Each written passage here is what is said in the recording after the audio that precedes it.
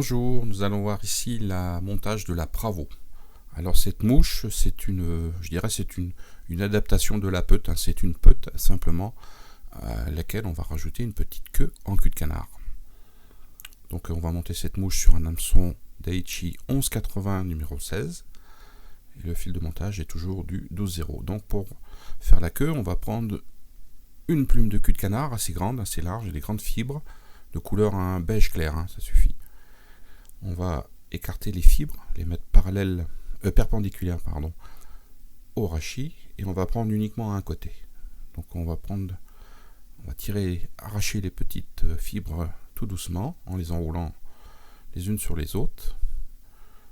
Et voilà, avec le ciseau je coupe et j'obtiens une petite touffe de CDC. Alors il ne faut pas la faire trop épaisse, comme ça suffit largement.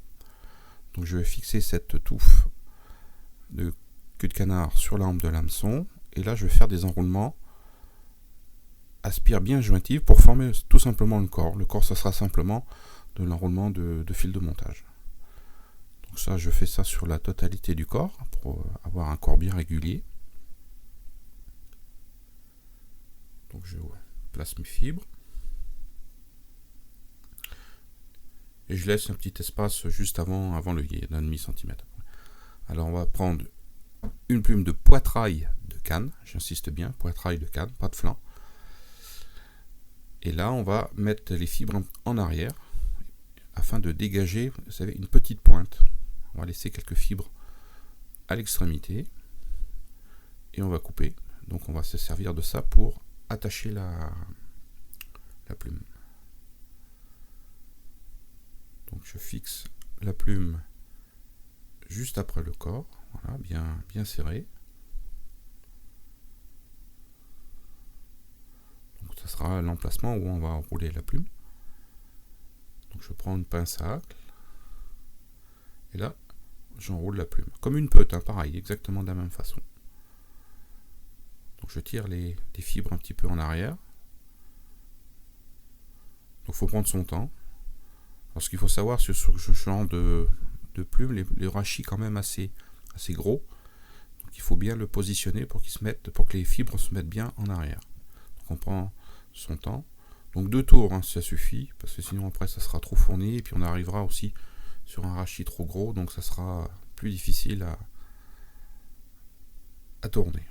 Donc je fais quelques tours pour bien fixer la plume, toujours parce que le rachis est assez gros, donc il aura tendance à se défaire. Je coupe. Je garde toutes les fibres que je rabats en arrière et avec le fil de montage je forme la tête. Alors là il faut bien serrer.